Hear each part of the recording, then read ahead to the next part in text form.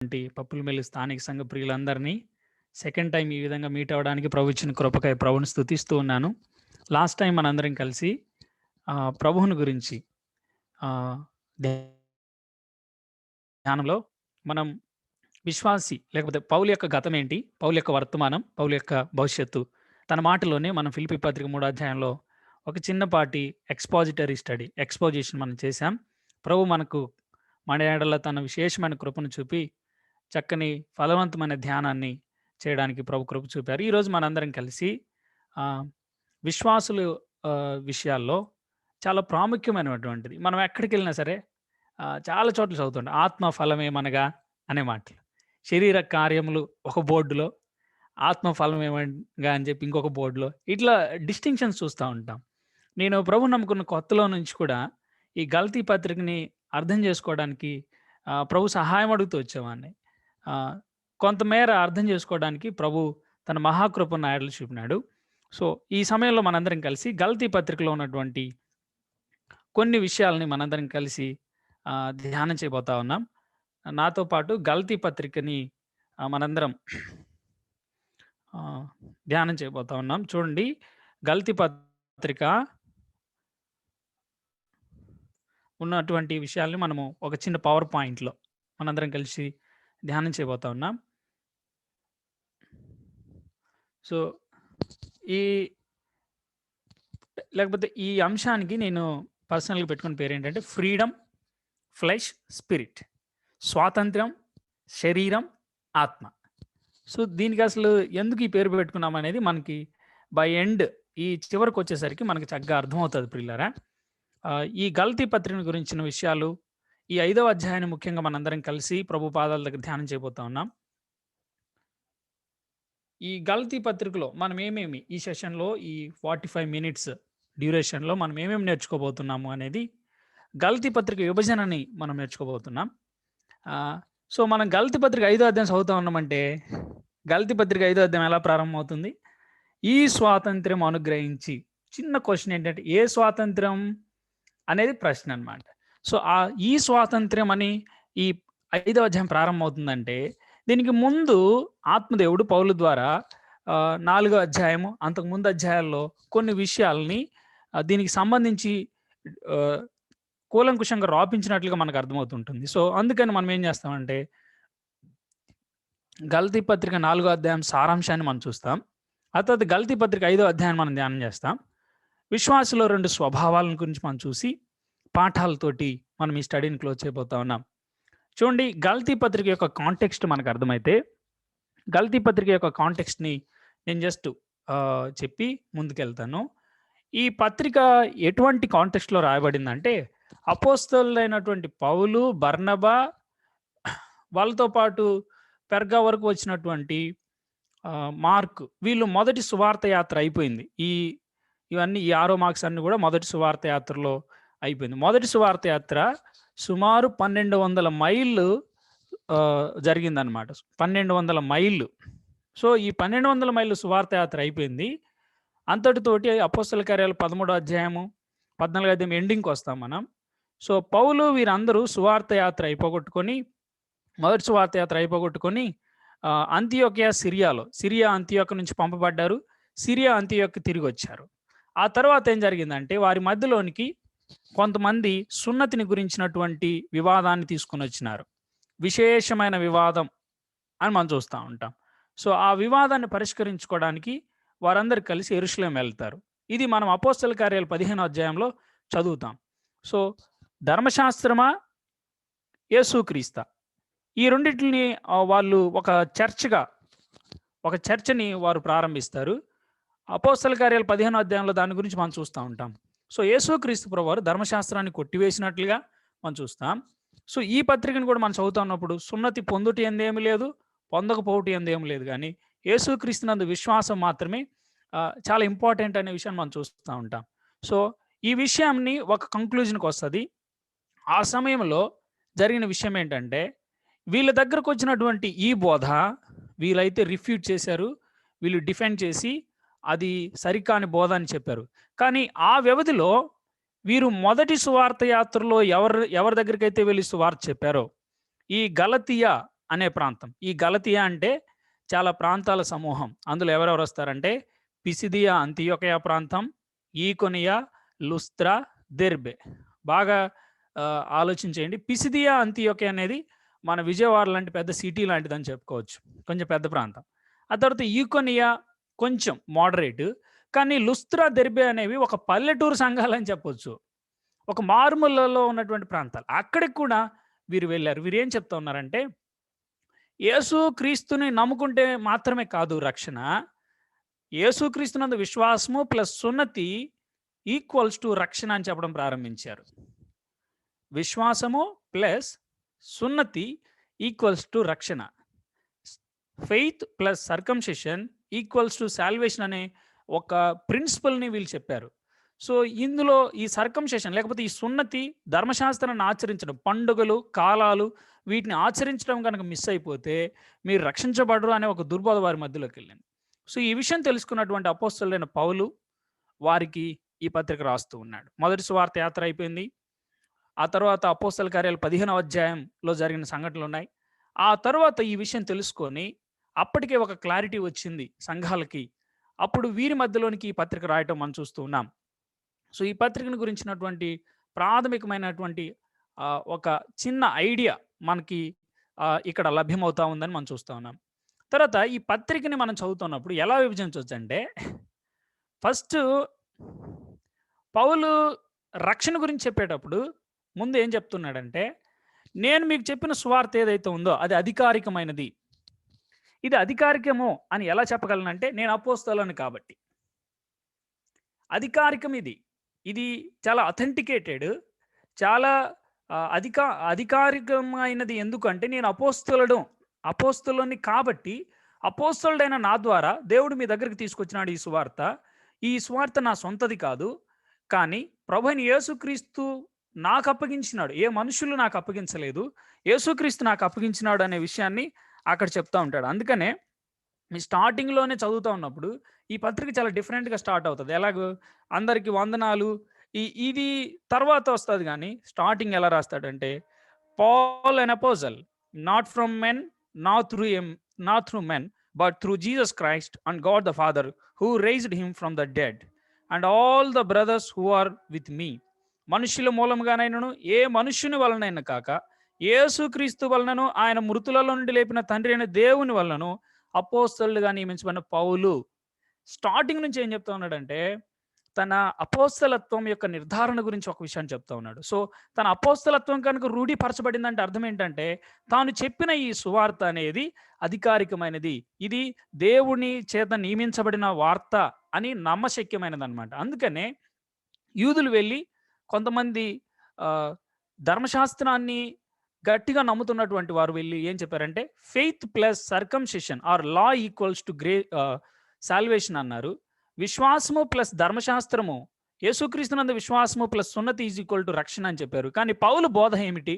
పౌలుకు అప్పగింపబడినటువంటి బోధ ఏమిటి అంటే, విశ్వాసము ఓన్లీ త్రూ ఫెయిత్, విశ్వాసము ద్వారా కృపచేతనే రక్షించబడి ఉన్నారు అనే మాటలు ఎక్కువ చదువుతూ ఉంటాం.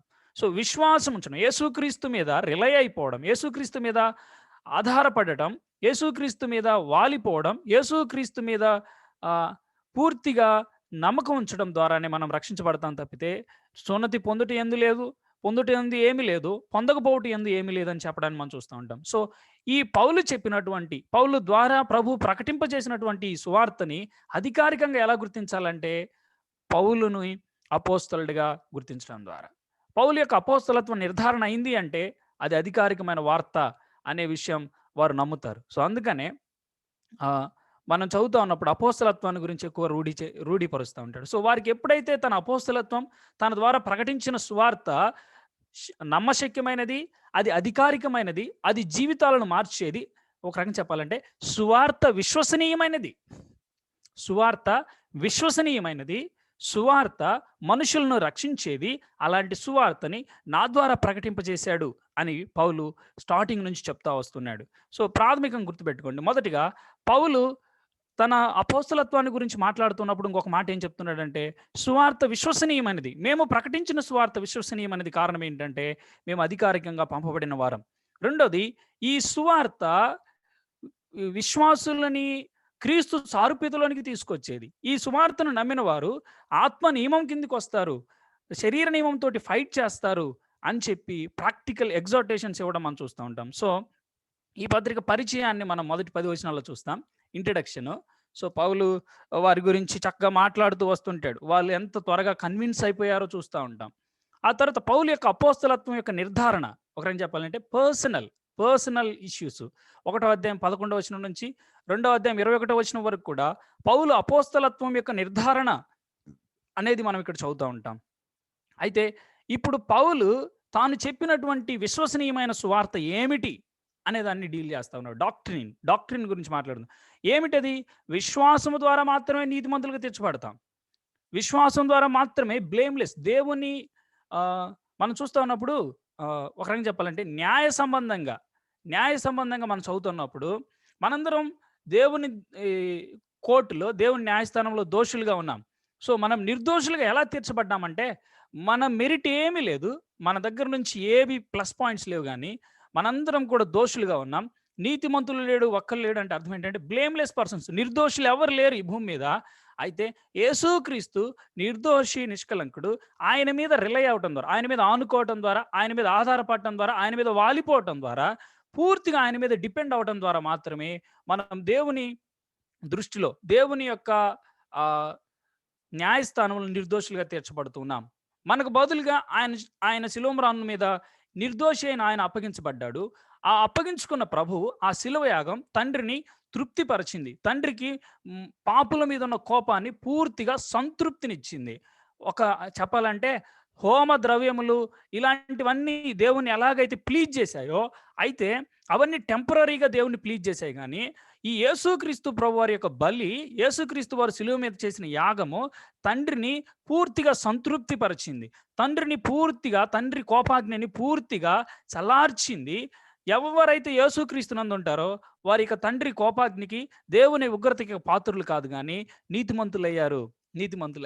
ఒక మాట చెప్పాలంటే దేవుని న్యాయస్థానంలో విశ్వాసులమైన వారందరం, యేసుక్రీస్తు మీద ఆధారపడిన వారందరూ ఏమయ్యారంటే ఇప్పుడు అందరూ నిర్దోషులుగా తండ్రి చూస్తున్నాడు. పరలోకపు తండ్రి క్రీస్తు ద్వారా మనల్ని చూస్తున్నాడు. మనందరం కూడా ఇప్పుడు నిర్దోషులుగా చూస్తూ ఉన్నాడు అని సిద్ధాంతాన్ని, అనే డాక్టర్ని 3 నుంచి 4 అధ్యాయాల్లో చెప్పాడు. మొదటిగా పరిచయం, తరువాత తన అపోస్తలత్వం యొక్క నిర్ధారణ, తాను చెప్పిన సువార్త ఎందుకు విశ్వసించాలి అంటే తాను అధికారికంగా పంపబడిన అపోస్తలుడు అని చెప్పడానికి. ఆ తర్వాత తాను చెప్పిన సువార్త ఏమిటి అప్పుడు అంటే ఇదే చెప్పాడు. నీ విశ్వాసము ద్వారా నీతిమంతులు తీర్చబడ్డాం. మనందరం శాపగ్రస్తులం అయిపోయాం. ధర్మశాస్త్రంలో ఒక చిన్న కమాండ్, ఒక చిన్న పొల్లుని మనం పోగొట్టుకున్నా సరే, పొల్లుని నెరవేర్చకపోయినా సరే మనందరం ఫెయిల్యూర్ క్యాండిడేట్స్. ఆ పిల్లాడు అంటాడు, తమ్ముడు నువ్వు పాస్ అయ్యావా అంటే, అన్న పాస్ మార్క్ 35 కానీ నాకు 34.5 వచ్చినాయి అన్న, 34.5 వచ్చినాయి. సో తను ఏమంటాడంటే, నీకు ఎన్ని మార్కులు వచ్చినాయి అంటే 34.5 వచ్చినాయి అన్న, కానీ వాస్తవంగా ఫెయిల్, హాఫ్ మార్క్ చాలు ఫెయిల్ అవడానికి. సో ధర్మశాస్త్రం విషయంలో కూడా అంతే. మనస్సాక్షి అన్ని జనులకు ధర్మశాస్త్రం లాగా పనిచేస్తుంది. యూదులకి లేఖనాలు రాసి ఇవ్వబడ్డాయి. లేఖనాలు ఉండి యూదులు దేవుని దృష్టిలో దోషులుగా మిగిలిపోయారు. లేఖనాలు లేకుండా మనస్సాక్షినే ధర్మశాస్త్రంగా ఉన్న అన్ని జనులు కూడా దోషులుగానే మిగిలిపోయారు. ఇప్పుడు నీతిమంతుడు లేడు, ఒక్కడు లేడు. మరి ఏం చేయాలి? నీతిమంతుడు, నిర్దోషి, నిష్కలంకుడు, పాపులలో చేరక ప్రత్యేకమైన వాడు, సంపూర్ణ దైవ మానవుడు యేసుక్రీస్తు ప్రభువారు చేసిన ఆ శిలువ బలియాగం మీద వాలిపోవటం ద్వారా వీ హ్యావ్ నో మెరిట్. మనలో ఏ మాత్రం కూడా మచ్చుకు కూడా మన మీద మనకి అసలు రక్షణ మనల్ని బట్టి రాలేదు, కానీ యేసుక్రీస్తు మూలంగా మనకు వచ్చింది. అందువలన మనం దేవుని దృష్టిలో నీతిమంతులమయ్యాం. దేవుని న్యాయస్థానంలో, దేవుని కోర్టులో మనం నిర్దోషులమయ్యామనే సిద్ధాంతాన్ని మరలా పౌలు చెప్తున్నాడు. సో సిద్ధాంతం చెప్పి ముగించలేదు. చాలాసార్లు మనం సిద్ధాంతం గురించి పట్టుబట్టి ఉంటాం. ఈ వ్యక్తికి వాక్యం ఒక్కటి తెలిస్తే చాలు, వీఆర్ కాంప్రమైజ్డ్ విత్ డాక్ట్రిన్. సిద్ధాంతం ఒక్కటే తెలిస్తే చాలు, ఇక అవసరం లేదనుకునే మనస్తత్వం పౌలుది కాదండి. పౌలు అంటున్నాడు, చూడండి, క్రీస్తులో స్వాతంత్ర్యాన్ని వినియోగించుకోవటం, ఆచరణాత్మకం, ప్రాక్టికల్. ప్రియమైన వారలారా, సిద్ధాంతపరమైన విషయాలు ఎన్ని విస్తృతంగా తెలిసినా సరే, వాటి ఆచరణ మన జీవితాల్లో కరువైనప్పుడు, పౌలు మోడల్‌ని మనం ఫాలో అవ్వనట్లే. పౌలు భక్తుడు ఇచ్చిన సవాలుని మనం స్వీకరించినట్లే. ఎందుకంటే, ఇప్పుడేం జరిగింది అనే విషయాన్ని మనం చూస్తున్నప్పుడు, యేసుక్రీస్తు ద్వారా మనకు స్వాతంత్ర్యం లభించింది. దాని గురించి నేను నిర్వచిస్తాను కమింగ్ టు సెషన్స్ స్లైడ్స్‌లో. స్వాతంత్ర్యం అంటే ఏంటి అనే విషయాన్ని నేను డిఫైన్ చేస్తాను. డిఫైన్ చేసి ముందుకెళ్తాను. సో, ఈ క్రీస్తులో ఉన్నటువంటి ఈ స్వాతంత్ర్యాన్ని వినియోగించుకోవడం. మనం ఒకప్పుడు పాపం చేశాం, దోషులమైపోయాం. దాని ద్వారా మనము ఏం చేసినా సరే చివరికి రిజల్ట్ సిన్నే. పాపమే మిగిలిపోతా ఉంది. సో, ఇప్పుడేంటి అంటే ఆచరణాత్మకమైన క్రైస్తవం. నీతిమంతులుగా తీర్చబడ్డాం కదా! దేవుని దృష్టిలో బ్లేమ్‌లెస్ అయ్యాం కదా! మనం ఇప్పుడు ఎలా బ్రతుకుదాం? How should we walk? మనం ఎలా నడుద్దాం? ఎలా నడుచుకుందాం? అనే ప్రశ్నకి ఒక చక్కని ఆన్సర్ మనం చూస్తూ ఉంటాం. 5వ అధ్యాయం 1వ వచనం నుంచి 6వ అధ్యాయం 10వ వచనం వరకు కూడా ఈ సంగతులు మనం చూస్తా ఉంటాం. సో, చివరిగా పౌలు ఏం చేస్తున్నాడంటే ముగింపు. 6వ అధ్యాయం 11 నుంచి 18 వచనాల్లో కంక్లూజన్ రాస్తా ఉన్నాడు. సో, ఈ పత్రిక విభజన మనకు అర్థమవుతుంది. అక్కడున్న సర్కమ్‌స్టాన్సెస్ మనకు అర్థమవుతా ఉన్నాయి. ఏంటి అంటే పౌలు యొక్క ఆహ్, ఎలాంటి పరిస్థితిలో ఉండి పౌలు రాస్తా ఉన్నాడు. గలతీయులు ఎలాంటి పరిస్థితిలో ఉన్నారో మనం చూస్తా ఉన్నాం. సో, ఇక్కడ ఉన్నటువంటి విషయాలను మనము చక్కగా అర్థం చేసుకోవడానికి ప్రయత్నం చేస్తాను. ఒక చిన్న ఎప్పుడు కూడా గలతీ పత్రిక చదువుతున్నప్పుడు నాకొక చిన్న క్వెషన్ ఉండేది ఎప్పుడు కూడా. ఒక చిన్న క్వెషన్‌ని నేను ఆన్సర్ చేసి నెక్స్ట్ మనం వెళ్తాను. నేను జస్ట్ కొంచెం పక్కకెళ్తున్నాను చూడండి. గలతీ పత్రిక 6వ అధ్యాయం 16వ వచనం. 6వ అధ్యాయం 16వ వచనం. ఈ పద్ధతి చొప్పున నడుచుకొని వారికి అందరికీ అనగా దేవుని ఇశ్రాయేలునకు సమాధానమును కృపయు కలుగునుగాక అంటున్నాడు. సో, దేవుని ఇశ్రాయేలునకు సమాధానమును కృపయు కలుగునుగాక అంటే చాలా సార్లు అంటే నేను పొరబడ్డాను. అట్లాగే చాలా సార్లు నేను మిస్‌ఇంటర్‌ప్రిటేషన్స్ దీని గురించిన సరికాని వ్యాఖ్యానాలు నేను విన్నాను. ఏంటంటే దేవుని ఇశ్రాయేలు అంటే ఎవరంటే సంఘం. లేకపోతే ఆత్మీయ spiritual Israel is the church అనే కామెంటరీస్ నేను వింటా వచ్చినాను. ఆత్మీయ ఇశ్రాయేలు మనం అనేది అట్లాగే దేవుని ఇశ్రాయేలు ఇప్పుడు మనం దేవుని ఇశ్రాయేలు మనము ఇశ్రాయేలీలు స్థానాన్ని రీప్లేస్ చేశామని చెప్పేది ఇదంతా కూడా డాక్ట్రినల్‌గా లేకపోతే దేవుని వాక్యం ఒప్పుకోవట్లేదు. మన సంఘము ఇశ్రాయేలీలు ఒకటి కాదు. కానే కాదు. అయితే ఇక్కడ బేసికల్‌గా అర్థం చేసుకోవడానికి ఒక విషయాన్ని నేను చెప్తా ఉన్నాను. జస్ట్ ఒక్క నిమిషం 1 ఆర్ 2 మినిట్స్ జాగ్రత్తగా ఆలకించండి. కొత్త నిబంధనలో మనం చదువుతా ఉన్నప్పుడు 3 విషయాలు గుర్తుపెట్టుకోవాలి. ఒకటేంటంటే Gentiles are different from Israelites. యూదులకి ఇశ్రాయేలుకి మధ్య వ్యత్యాసం ఉంది. యూదులకి ఇశ్రాయేలుకి మధ్య వ్యత్యాసం ఉంది.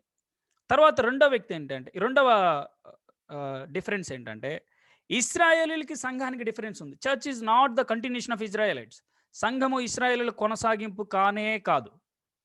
ఇశ్రాయేలీలు కొంతకాలము పక్కన పెట్టబడ్డారు. అదే మనం రోమపత్రిక 9 నుంచి 11 అధ్యాయాలు చదువుతాం. శ్రమకాలం వాళ్ళ కోసం కాచుకొని కూర్చుంది. సో, ఇక్కడ మనం చదువుతా ఉన్నప్పుడు ఇశ్రాయేలీలు సంఘం వేరు వేరు. అన్ని జనులు ఇశ్రాయేలీలు వేరు వేరు. అలాగే ఇశ్రాయేలీలు సంఘం వేరు వేరు. ఇప్పుడు సంఘంలో ఇద్దరున్నారు. ఒకళ్ళు ఎవరంటే జూయిష్ బిలీవర్స్ అలాగే జెంటైల్ బిలీవర్స్. సంఘంలో విశ్వాసుల్లో ఇద్దరున్నారు. ఒకళ్ళు ఎవరంటే యూదా మత ప్రభావం నుంచి యూదా క్రైస్తవులు అట్లాగే అన్ని జనుల నుంచి ప్రభుని అంగీకరించిన వారు. యూదుల నుంచి ప్రభుని అంగీకరించిన వారు, అన్ని జనుల నుంచి ప్రభుని అంగీకరించిన వారు. సో, ఇక్కడ మనం ఆలోచన చేస్తా ఉన్నప్పుడు సంఘము యూదులని అన్ని జనులని కలిపి ఉన్నటువంటి ఒక అద్భుతమైన దేవుని కాన్సెప్ట్. అందుకనే గోడను పడగొట్టాడు యేసుక్రీస్తు ప్రభు. మధ్య గోడను పడగొట్టాడు. యూదులు అన్ని జనులను కుక్కల్లాగా చూసే ఆ స్థితి నుంచి సమభూమిలో నిలబెట్టాడు. సహపౌరులను చేశాడు. ఒకే ఇంటి వారిని చేశాడు. ఏక పట్టణస్థులను చేశాడు అనే మాటలు మనం చదువుతూ ఉంటాం ఎఫెసీ పత్రిక 3-4 అధ్యాయాల్లో. సో, ఇక్కడ మనం ఆలోచన చేస్తా ఉన్నప్పుడు ఈ దేవుని ఇశ్రాయేల్ అని ఎవరిని అంటా ఉన్నాడంటే Jewish believers who are in the church. సంఘములో ఉన్న యూదా విశ్వాసులను ఉద్దేశించి దేవుని ఇశ్రాయేల్ అని మాట్లాడుతున్నాడు తప్పితే ఇది సంఘములో ఉన్నటువంటి అందరిని గురించి కాదు. సో, మనకు క్లియర్ కట్ అండర్స్టాండింగ్ అవసరం ఇక్కడ. దేవుని ఇశ్రాయేల్ అంటే ఇక్కడ సంఘములో ఉన్నటువంటి యూదా విశ్వాసుల గురించి మాట్లాడుతున్నాడు. ఆ పైనే ఇంకా అన్ని జనుల గురించి కూడా, అన్ని జనుల నుంచి ప్రభువుని నమ్ముకున్న వారి గురించి కూడా విస్తృతంగా మాట్లాడినాడు. సో, ఇక్కడ చెప్తుంది సంఘం దేవుని ఇశ్రాయేలు అని కాదు. సంఘం ఇశ్రాయేల్ కొనసాగింపు అని కాదు. సంఘం ఇశ్రాయేల్ని రీప్లేస్ చేసిందని కూడా కాదు. ఇక్కడ చెప్తున్న దేవుని ఇశ్రాయేల్ ఎవరంటే యూదా విశ్వాసుల గురించి మాట్లాడుతున్నాడు అని మనకు క్లియర్ కట్గా అర్థమవుతుంది. సో ఐఎమ్ జస్ట్ నేను ముందుకెళ్తా ఉన్నాను ఈ విషయాన్ని గురించి.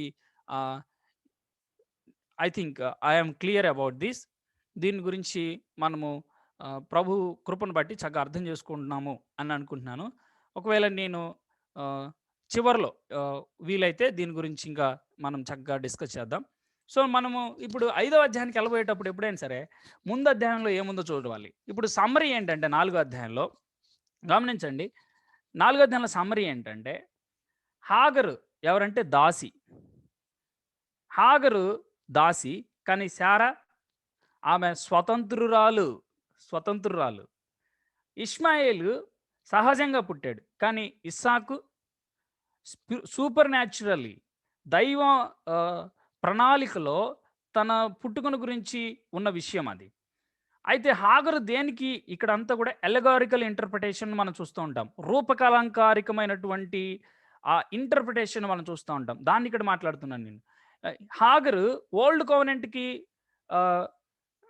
అలగరైజ్ మేనర్లో టైప్గా ఉంది. హాగరు పాత నిబంధన లేకపోతే పాత నిబంధనల గురించి మాట్లాడుతుంది. శారా అయితే కొత్త నిబంధనకి పోలికగా ఉంది. అట్లాగే హాగరు ఈ ఎర్త్లీ జెరూసలేం, భూ సంబంధమైన యెరూషలేమునికి డిస్ట్రక్ట్ చేయబడుతున్నటువంటి లేకపోతే పాడైపోయే యెరూషలేంకి, కొట్టివేయబడబోతున్నటువంటి యెరూషలేంకి సింబలైజ్ అయ్యింది. శారా అయితే మాత్రం హెవెన్లీ జెరూసలేం, ఇది కదల్చబడిన యెరూషలేంకి ఆమె సింబలైజ్ అయ్యింది.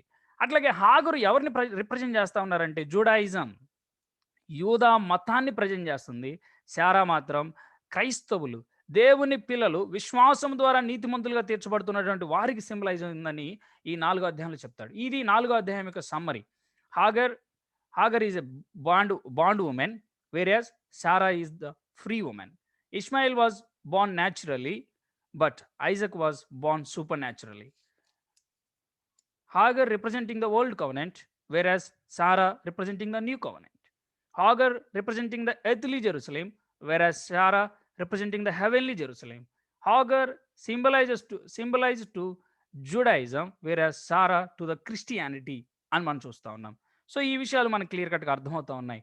సో ఆ విషయాన్ని బట్టి స్వతంత్రురాలు అనే ఆ మాటను పట్టుకొని ఇప్పుడు 5వ అధ్యాయం 1వ వచనంలో ఏం చెప్తా ఉన్నాడంటే ఈ స్వాతంత్ర్యం అనుగ్రహించి, లేదా క్రైస్తవులమైన మనకు స్వాతంత్ర్యం ఉంది అనే విషయాన్ని చెప్తా ఉన్నాడు. గమనించండి, నేను స్వాతంత్ర్యాన్ని గురించి మాట్లాడబోయే ముందు ఇక్కడ చెప్తున్నటువంటి విషయాలు ఏంటంటే ఒకప్పుడు మనం ఎలాగున్నామో ఇప్పుడు ఏమయ్యాము, ఇప్పుడు మనకు స్వతంత్రం వచ్చింది అనే విషయాలు చెప్తా ఉన్నాడు. సో ఒకప్పుడు మనం ఎలా ఉన్నాం అనేది నేను జస్ట్ 1 or 2 minutes పిక్టోరియల్గా చెప్తున్నాను. ప్రభు నెరగకు ముందు మనము ఎలాంటి వారం అంటే గుర్తుపెట్టుకోండి, అవిశ్వాసి జీవితంలో 2 పాయింట్స్ ఇంపార్టెంట్. ఒకటి పాపం చేస్తాడు, 2 పాపం చేయకుండా ఉండలేడు. అర్థమవుతుంది అన్నమాట. నేనేమన్నా కన్ఫ్యూజ్ చేస్తా ఉంటే you please raise your hand, no problem. ఒకటి పాపం చేస్తాడు, 2 పాపం చేయకుండా ఉండలేడు. అవిశ్వాసిలో ఈ విషయాలు మనం చూస్తాం. ఒక రకంగా చెప్పాలంటే పాపం చేస్తాడు, పాపం చేయకుండా ఉండలేడు. అంటే హీజ్ ఇంటెన్షన్స్, లేకపోతే తనకి ఫ్రీడమ్ ఉందా, తనకి స్వాతంత్రం ఉందా అంటే లేదు. ఇక ఏమి చేసినా చివరికి పాపమే. ఇంకొక రకంగా చెప్పాలంటే ఆది ఆదాము మానవ జాతిని ఎలా ఎఫెక్ట్ చేశాడు, ఆది ఆదాము ప్రభావం మానవ జాతి మీద ఎలా ఉందంటే all our intentions are always incline towards sin. మన చిత్తము వక్రీకరించబడింది, మన యొక్క నిర్ణయాలు ఎప్పుడు కూడా వక్రీకరించబడ్డాయి, పాపము వైపే మనం స్టెప్ చేస్తూ ఉంటాం. అందుకనే ఒకసారి చూడండి, ఒక పిల్లాన్ని ఫుల్ ఇంటర్నెట్ ఇచ్చి, సెల్ ఇచ్చి ఒక రూమ్లో వదిలేయండి, బాగా చదువుకొని రా నాయన అని చెప్పండి, ఏం చేస్తాడు? అంత గందరగోళం అయిపోయింది తెల్లారేసరికల్లా. సో అంటే గమనించండి, ఈరోజు చాలామంది విద్యార్థుల్ని తమ తల్లిదండ్రులు నమ్మి కాలేజెస్కి పంపిస్తున్నారు. కాలేజెస్కి పంపించి వారి అంటే స్వతంత్రం అంటే అర్థం ఏంటంటే no factors will influence their decisions. అయితే వాళ్ళ నిర్ణయాధికారాన్ని ఎటువంటి కారకాలు కూడా ప్రభావితం చేయలేవు. ఎవరు కూడా ప్రభావితం చేయకుండా నిక్కచ్చిగా నిర్ణయం తీసుకోగలరు అని అనుకుంటున్నాం మనం. బట్ గుర్తుపెట్టుకోండి, ఆదాము నుంచి వచ్చినటువంటి మనందరం మన చిత్తము ఎప్పుడు కూడా వక్రీకరించబడింది. We are always incline towards sin. మన నిర్ణయాలు, మన యొక్క ఆశలు, మన యొక్క ఆశయాలు ఎప్పుడు కూడా పాపం వైపు వక్రీకరించబడ్డాయి. మన చిత్తం వక్రీకరించబడింది అనే మాటలు నేను చెప్తా ఉన్నాను. అయితే చాలా మంది తల్లిదండ్రులు తమ పిల్లల్ని కాలేజ్కి పంపిస్తున్నారు, అడిగినవన్నీ ఇస్తున్నారు, ఫుల్ ఫ్రీడమ్ ఇస్తున్నారు. కానీ ఏమవుతుంది? నేను చాలా మందిని ఎరుగుదును. ఎందుకు? నేను ప్రభుని ఎరగక ముందు నా తల్లిదండ్రులు నాకు ఫుల్ ఫ్రీడమ్ ఇచ్చినారు. కానీ ఏం చేశాను? కాలేజీలో సస్పెండ్ అయిపోయేదాకా వెళ్ళాను. సో గమనించండి, ఈరోజు యువతకి ఫ్రీడమ్ ఇస్తున్నాము అని తల్లిదండ్రులు అనుకుంటున్నారు, ఫ్రీడమ్ నాకుంది అని విద్యార్థులు అనుకుంటున్నారు. కానీ వాస్తవికత ఏంటంటే all our decisions are always inclined towards sin. మన నిర్ణయాలు ఎప్పుడు కూడా పాపం వైపు వక్రీకరించబడ్డాయి. పాపం చేస్తాం, పాపం చేయకుండా ఉండలేం. ఇది మన స్థితి. We don't have any freedom. మనకు స్వాతంత్రమే లేదు ఒక రకంగా చెప్పాలంటే. మీరు జెనెటిక్స్ గురించి వినుంటారు, జన్యు శాస్త్రాన్ని. ఒకసారి ఒక జెనెటిక్స్ ప్రొఫెసర్ చెప్తా ఉన్నప్పుడు నేను విన్నాను, 95% జీన్స్ అట ఆల్వేస్ ఇంక్లైన్స్ టువర్డ్స్ సమ్ డెసిషన్స్ అంటాం. అది మంచా చెడా అన్నది తను చెప్పలేదు, కానీ ఇది మాత్రం ఇంక్లైన్ అయిపోయిందండి. ఇంక్లైన్డ్ వక్రీకరించబడ్డంది. ఆది ఆదాము నుంచి నేటి వరకు కూడా మానవ జాతి అంతా కూడా ప్రతి ఒక్కరి చిత్తము వక్రీకరించబడిందని మనకు అర్థమవుతుంది. అయితే వీ డోంట్ హ్యావ్ ఫ్రీడమ్. మనం అనుకుంటున్నాం మనము స్వతంత్రులం, మనం స్వేచ్ఛా జీవులం అని అనుకుంటున్నాం. But all our decisions were always incline towards sin. పాపం వైపు వక్రీకరించబడ్డాయి. పాపం వైపు మనం వంగిపోయిన వారం అని మనకు అర్థమవుతుంది. ఇది అవిశ్వాసి జీవితంలో ప్రభువుని ఎరగక మునుపు మనం చూస్తూ ఉన్నాం. అయితే ఇప్పుడు ఆలోచన చేయండి, ప్రభువుని ఎరిగిన తర్వాత ఏం జరుగుతుంది అంటే, ఒకటి పాపం చేయకుండా ఉండగలడు, పాపాన్ని ప్రాక్టీస్ చేయలేడు, పాపంలో కంటిన్యూ అవ్వలేడు, పాపం చేయకుండా ఉండగలడు. ఎరుగక పాపం ఒకవేళ బై మిస్టేక్ పాపం చేస్తే తను పాపంలో కంటిన్యూ అవ్వలేడు. సో ఎప్పుడైతే మనం ప్రభుని అంగీకరించామో వీ గాట్ ఫ్రీడమ్. పాపం చేయకుండా ఉండే ఆ కృపని, అలా పాపం చేయకుండా ఉండగలం ఆ కృపని, మనం ఇంతకుముందు శరీర స్వభావంతో నిండిపోయిన వారం. కానీ ఎప్పుడైతే యేసుక్రీస్తు ప్రభుని అంగీకరించామో మనలో ఆత్మ స్వభావం, ద లా ఆఫ్ స్పిరిట్ అంటాడు రోమపత్రికలో, ఆత్మ నియమం, దైవ నియమం అని మాట్లాడుతుంటాడు. శరీర స్వభావానికేమో పాప నియమం అని మాట్లాడుతుంటాడు, శరీర నియమం అనే మాట్లాడుతుంటాడు. ఇక్కడ ఆలోచన చేస్తున్నప్పుడు విశ్వాసిలో ఇప్పుడు ఏమైందంటే గమనించండి, మనకి ఫ్రీడమ్ లేదు. యూదులైతే ధర్మశాస్త్రాన్ని అనుసరించాలి, అన్ని జనులైతే ఇదంతా చేయాలి. చివరికి ఏంటంటే అందరం ఫెయిల్ అయిపోయాము, అందరం కూడా పాపంలో కూరుకుపోయాము, మనకు ఫ్రీడమ్ లేదు. అయితే యేసుక్రీస్తు ప్రభువారు ఏం చేశారంటే యూదులకి ధర్మశాస్త్రం నుంచి విడుదలనిచ్చారు. అలాగే ఎవరికైనా సరే మోషే నియమం నుంచి స్వాతంత్ర్యాన్ని అనుగ్రహించాడు. ఇప్పుడు ఒక రంగు చెప్పాలంటే ఈ స్వాతంత్రం, ఏ స్వాతంత్రం? యేసుక్రీస్తు ప్రభువారు శిలువలో ప్రాణము పెట్టి ఆయన యందు విశ్వాసం ఉంచటం మూలంగా ఆయన మనకు అనుగ్రహించినటువంటి ఆ స్వాతంత్ర్యం. మన స్వాతంత్ర్యము మొదటి ఆదాములో కోల్పోయిన ఆ స్వాతంత్ర్యాన్ని యేసుక్రీస్తులో మనం తిరిగి పొందుకోగలుగుతున్నాం. ఏంటంటే పాపం చేయకుండా ఉండగలం. సో ఇప్పుడు మనం ఆలోచించేద్దాం. ఇప్పుడు మనకి స్వాతంత్రం వచ్చింది, ఇప్పుడు స్వాతంత్రం మనం కలిగి ఉన్నాం. బాగా అబ్జర్వ్ చేయండి, విశ్వాసిలో ఉన్నటువంటి రెండు స్వభావాలు, ఒకటి శరీర స్వభావం లేదా శరీర నియమం, పాప నియమం మనలో ఉంది. అట్లాగే ఆత్మ స్వభావం, ఆత్మ నియమం, దైవ నియమం అని మనం చదువుతా ఉన్నాం. సో ఈ రెండు స్వభావాలు మనలో ఉన్నాయి. ఇప్పుడు ఏంటంటే ఆత్మీయులు అంటే ఎవరు అంటే ఆత్మ నియమానికి ఇంపార్టెన్స్ ఇచ్చి దైవ నియమానికి లోబడి జీవించేవారు ఆత్మీయులు. రక్షించబడిన వాళ్ళలో రకాలు అని నేను ఎప్పుడు అంటుంటాను. ఒకటి ఆత్మీయులు, రెండు ఆత్మీయులు అని చెప్పుకుంటున్న శరీరానుసారులు. మన లోపల విశ్వాసుల లోపల రెండు స్వభావాలు ఉన్నాయి, ఒకటి ఆత్మ స్వభావం, రెండు శరీర స్వభావం. గమనించండి, రక్షణ మనము చేసిన ఏ చిన్న విషయాన్ని బట్టి కూడా రాలేదు. ఇంకోటి విశ్వాసం కూడా, మనం యేసుక్రీస్తునందు విశ్వాసం ఉంచాం కదా, అది మన క్రియ కదా అంటారేమో. లేదు, మనం అది క్రియ కాదు, ప్రభుని ఆశ్రయించి వచ్చినాం. ప్రభు మీద వాలిపోవడానికి పరుగెత్తుకుంటూ వచ్చి శిలువ మీద వాలిపోయాం, శిలువ మీద ఆధారపడ్డాం, శిలువ మీద మన జీవితాన్ని ఆ పాప క్షమాపణ కొరకై ప్రభువుకు మనల్ని మనం అప్పగించుకున్నాం. సో మనము ఇప్పుడు రక్షించబడింది, మన మెరిట్ ఏమీ లేదు అందులో. ఒక్క పొల్లు రక్షణకి నేను ఒక్క నయా పైసా వంతు కూడా నా వంతు లేదు. కానీ యేసుక్రీస్తు శిలువ యాగం ఫలం ఆ ప్రియుని దెబ్బల మయమైన మయమయ్యాడు కదా! ఉమ్మివేతల మయమైపోయాడు కదా! దేహమంతా చీల్చబడింది కదా! దాని ఫలం నీవు, నేను, మనం అనుభవిస్తున్న రక్షణ భాగ్యం. ఆ ప్రియుని మీద ఆనుకోవటం ద్వారా వచ్చింది. మనం ఎప్పుడు వేరే వాళ్ళ మీద ఆధారపడతాం? మన వల్ల కానప్పుడు. ఎప్పుడు వేరే వాళ్ళ మీద వాలిపోతాం? మన వల్ల కానప్పుడు. మనకి సామర్థ్యం లేనప్పుడు. మనం ఎప్పుడు వేరే వాళ్ళ మీద పూర్తిగా ఆనుకుంటాం? మనం నిలబడలేనప్పుడు. విశ్వాసం అంటే అదే జరిగింది. పిస్తి అంటారు గ్రీక్‌లో. విశ్వాసం అంటే రిలయన్స్, రిలై అనే మాట చదువుతాం. ఆనుకోవటం. ప్రభు మీద ఆనుకున్నాం. ప్రభు పాదాల దగ్గరకొచ్చి నేను పాపాత్ముడిని. నా వల్ల కాదు. నీవు నా పాపముల కొరకై ఆ శిలువలో ప్రాణాన్ని క్రయధనంగా అర్పించి, నా మీదున్న దేవుని కోపాగ్నిని నీవు సంతృప్తి పరిచావు. నువ్వు సంపూర్ణమైన బలియాగాన్ని చేశావు. దేవా నేను విశ్వసిస్తున్నాను. నా పాపాలను కడుగు అన్నప్పుడు యేసుక్రీస్తు ప్రభువారు మనల్ని అంగీకరించి తండ్రి దృష్టిలో మనల్ని ఎలా చేశాడంటే లీగల్‌గా మాట్లాడాలంటే, న్యాయంగా మాట్లాడాలి. న్యాయస్థాన పరిభాషలో మాట్లాడాలంటే లీగల్‌గా మనం నిర్దోషులమైపోయాం.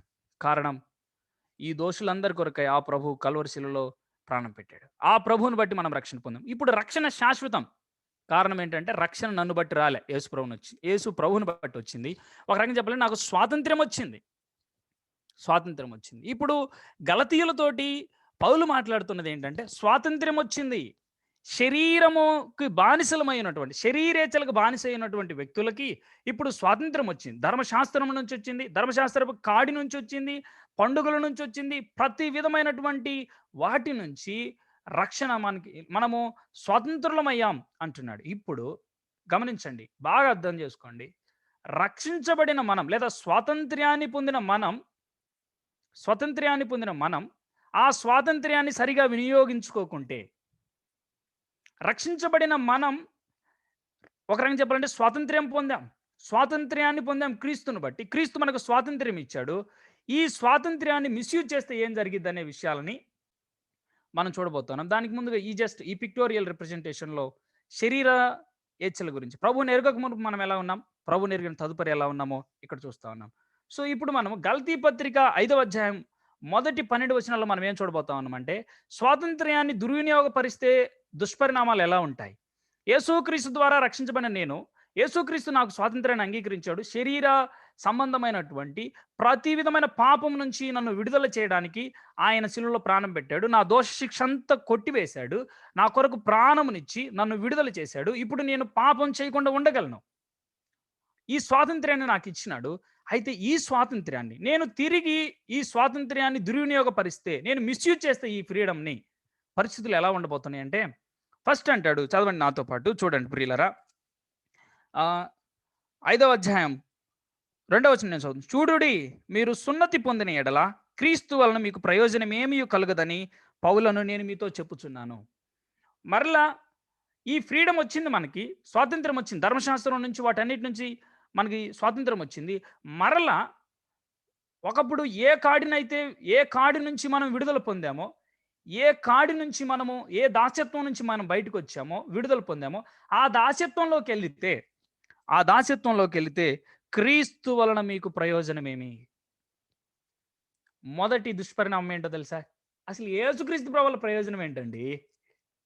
నమ్మిన నేను, రక్షించబడిన నేను, రక్షించబడక ముందున్నటువంటి వాటిని మరలా చేస్తా ఉంటే, ఏ పాపం నుంచి నేను విడిపించబడ్డానో, ఏ దాస్యత్వం నుంచి నేను విడిపించబడ్డానో, మరలా అదే దాస్యత్వంలో ఉన్నటువంటి వాటిని నేను ప్రాక్టీస్ చేస్తా ఉంటే, what is the use of lord Jesus Christ in my life? అసలు యేసుక్రీస్తు వలన ప్రయోజనం ఏంటి? అని అంటున్నాడు. ఈ రాత్రి ఆలోచించాలి మనం. అసలు యేసుక్రీస్తు ప్రభువుల ప్రయోజనం ఏంటి? పాత కాడినే నేను తిరిగి భుజానికి ఎత్తుకుంటే అసలు యేసుక్రీస్తుని నమ్మాల్సిన అవసరం ఏంటి? అదే శరీర నియమానికి, అదే శరీర స్వభావానికి నేను దాసుని మరలా కాడెత్తుకొని ఉంటుంటే ఎందుకు నేను యేసు ప్రభువుని నమ్ముకున్నాను? అసలు నాకు ప్రయోజనం ఏమిటి? అంటున్నాడు. ఇక్కడ మనం చదువుతున్నప్పుడు క్రైస్ట్ అసలు ఇంగ్లీష్‌లో అంటాడు, look I Paul say to you that if you accept circumcision Christ will be of no advantage to you. యేసు క్రీస్తు వలన మీకు అసలు అడ్వాంటేజే లేదు. అడ్వాంటేజే లేదు అంటున్నాడు. సో మనం ముందుకెళ్తా ఉన్నాం. సో ధర్మశాస్త్రానికి రుణస్థుల్ని చేస్తుంది అనే విషయాన్ని మరలా మనం చదువుతున్నాం. 5వ అధ్యాయం 3వ వచనంలో, ధర్మశాస్త్రం యావత్తు ఆచరింపబద్దున్నై ఉన్నానని సున్నతి పొందిన ప్రతి మనుష్యునికి నేను మరలా దృఢముగా చెప్పుచున్నాను. సో ఇక్కడ మాట్లాడుతున్న మాటలు ఏంటంటే, ధర్మశాస్త్రం యావత్తు ఆచరించాలి. ధర్మశాస్త్రం ఎలాంటిదంటే అండి, ఒక పూసల దండ ఉందనుకోండి, పూసల దండ ఉంది. ఆ పూసల దండలో ఒక చిన్న ఊరికి ఒకటి తెగి ఒక పూస కింద పడ్డది, మొత్తం ఏమవుతాయి? వరసన కిందికి వస్తాయి. అలాంటిది ధర్మశాస్త్రం. అలాంటిది ధర్మశాస్త్రం. ఒక్క చిన్న పొల్లు పోయినా సరే ఫెయిలే. సార్ 35 మార్కులు 34.5 వచ్చినాయి కదా, అన్నా నాకు 34.5 వచ్చినాయి అని చెప్పుకున్నా సరే ఫెయిలే. సో అదనమాట అక్కడ విషయం. సో ధర్మశాస్త్రానికి రుణస్థుల్ని చేస్తుంది. ఒకప్పుడు దేనికి దాసులం అయిపోయి రుణస్థులం అయిపోయి ఉన్నామో మరలా ఆ దాస్యత్వంలో తీసుకెళ్తుంది. సో యేసుక్రీస్తు నీకు నాకు మనకిచ్చిన ఫ్రీడమ్ని, ఈ స్వాతంత్ర్యాన్ని దుర్వినియోగం చేస్తే, మరలా శరీరేచ్ఛల కోసం వాడితే, పాతదాన్నే మరలా యజమానుడి కింద వెళ్తాం.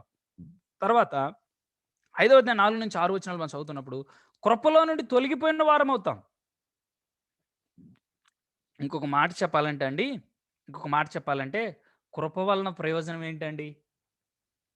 విశ్వాసం ద్వారా కృప చేతనే రక్షించబడ్డాం కదా. ఇక్కడ కృపలో నుండి తొలగిపోతామంటే రక్షణ పోతుందని కాదు. What is the meaning of grace towards a sinner? ఒక పాపి ఎడలో చూపిన కృపకి అర్థం ఏముంది అసలు? ఇంకా ఒక రకంగా చెప్పాలంటే కృపని వెక్కిరించినట్లు, కృపని ఎగతాళి చేసినట్లు, కృపని ఒక రకంగా చెప్పాలంటే అర్ధరహితంగా మార్చేసినట్లు. ఒకవేళ విశ్వాసులమైన నీవు నేను శాశ్వతమైన రక్షణను పొందామని దేవుని స్తుతిద్దాం, మంచిదే.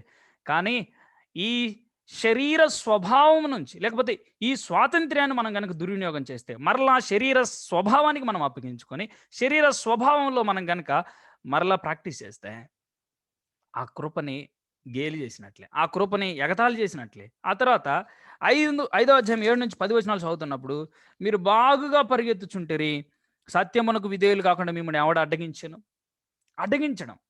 ఒక రకంగా చెప్పాలంటే ఆత్మీయ పరుగుకు ఆటంకాన్ని కలుగు చేసేది స్వాతంత్ర్యాన్ని దుర్వినియోగపరిస్తే. ప్రియమైన వారలారా, ఈరోజు ఎందుకు స్పిరిచువల్గా యాక్టివ్గా లేము మనం?